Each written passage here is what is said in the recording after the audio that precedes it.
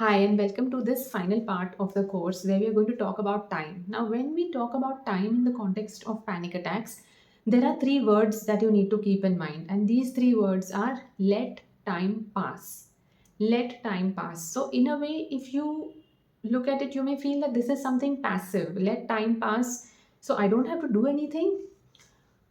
What you have to not do is you don't have to overanalyze your symptoms. You don't have to keep scanning your body. You don't have to keep going on Google and checking and rechecking whether is this symptom a part of anxiety, is that symptom a part of anxiety.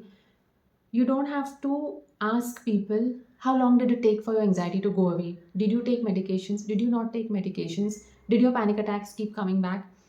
When you are removing the connection between time and your anxiety symptoms and your panic attacks, you are in a way allowing your nervous system the space it requires to heal, the time that it requires to heal.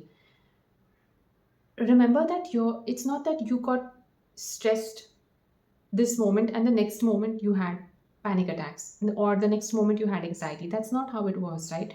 It was a slow process where there had been layers of anxiety getting added. There had been certain changes in the way you had been thinking, certain changes happening within your body in the way you were responding to situations. And it's not that, the first time you experienced stress, you had an anxiety attack. Things happened slowly, slowly, slowly, slowly till you reached a point where it became too much for your nervous system and you reached a state where you were having panic attacks. So, for this to heal now, for your nervous system to heal, it's going to take some time, right?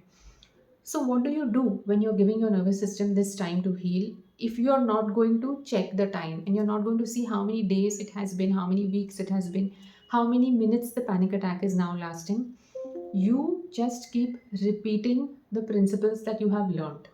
So you keep reminding yourself that yes, I have anxiety. Yes, my nervous system is a little out of whack right now. Yes, anxiety produces a lot of physical symptoms. All of these sensations that I'm feeling are due to anxiety. I need to let them be. I need to carry on with my life as if the anxiety didn't exist. And you take anxiety with you and do everything that you would have done had the anxiety not existed, had you not been having anxiety. So that's what you will do. When you're doing all of these things, time is going to do its thing. Time is going to pass. There may be days when I remember in the early days when I had just read Dr. Claire Week's book. Um, it was like a light bulb moment for me. And suddenly I was able to look at my anxiety in a very different light. And from on a scale of 1 to 100, from 100, I suddenly felt my anxiety come down to maybe 20 or 30. And I instantly started feeling better because I felt seen, I felt heard, I felt understood. Moreover, I understood what was going on in my body. Yet, when even though I was instantly feeling so much better, I started having doubts that everybody talks about anxiety taking long to heal. Everybody talks about anxiety being this thing that they keep waking up to every day. And I'm instantly feeling so much better just by reading a book and understanding how my body works. This can't be real. I mean, what is this? Is this normal or what? So even if you're experiencing a relief in your symptoms and it's a lot and it's happening very quickly, go with the flow. That is possible too. You could just understand how panic attacks work and lose the fear of panic attacks instantly, or you could have days where things are going smooth for you and you feel that okay, one day is better than another, one day is better than another, today is better than yesterday. And then you have a day where it feels like oh my god, everything has come back. All you've had a panic attack, you've had a lot of anxiety symptoms. Now, I want you to remember that when you have a day like this, and you may, don't go into the mess of again going into forums, again going on to Google, again going on to YouTube, that and beginning from scratch. Because when you're having good days, good days, good days, and then you have one bad day, it does not mean that you're going back to where you began. You're never going to go back to where you began.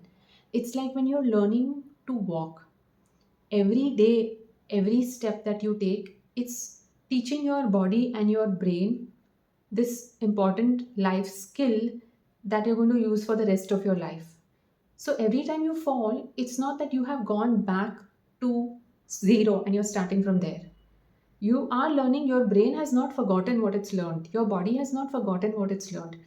So don't think that, if you have one bad day, or if you have a certain symptom which comes back in its full glory and you feel, oh my god, I'm back to square one. You're never going to be back to square one.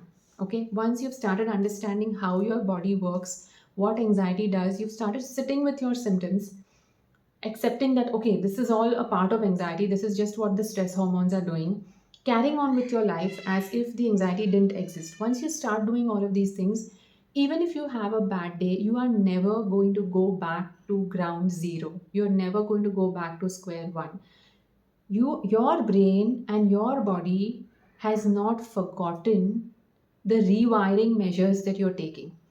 Whatever you're doing to rewire your brain remembers that. It may feel that you're not, because you may still think that you're getting afraid, you may still feel that you are going back into those patterns where you're thinking negative or you're thinking worst case scenarios. But every time you take a step and you decide to not do that and you decide to sit with the anxiety, you are rewiring your brain, even though it may not appear to be so. So when we talk about time, what you need to remember is let time pass. Let time do its thing. Don't measure, don't check how many days it has been. Don't wait or ask people, or remember these important dates like, oh, this was the time I had my first panic attack. It's been 3 months now, it's been 6 months. Or, like, for example, today, if you ask me, I don't remember when I had my last panic attack. I don't remember. But there was a time where I remembered that, oh, this was the day when I had my first panic attack. I had gone there, I was doing this, and suddenly these are the sensations I had. And now I have just diffused all these huge feelings that I had around that event and made it something very small, that yes, it happened, and then I had a lot of panic attacks after that. But now I'm not measuring it in terms of, oh, I had my last panic attack there, so it's been 3 months, or it's been 6 months, it's been 8 months, and wow, I'm doing well. It doesn't matter. So when you understand it so well, and it's just, you've practiced the tools so many times that it doesn't anymore hold any significance to you how many days it's been, how many weeks it's been. Or even if I am going through a stressful period today, let's say something very stressful happens and I feel that my anxiety then increases and I have a lot of symptoms, I know that it's just momentary, it's just for a couple of days. I know how to go back to a state of being calmer, of tiding through these symptoms, so it doesn't really matter. I don't really anymore count days or hours or minutes.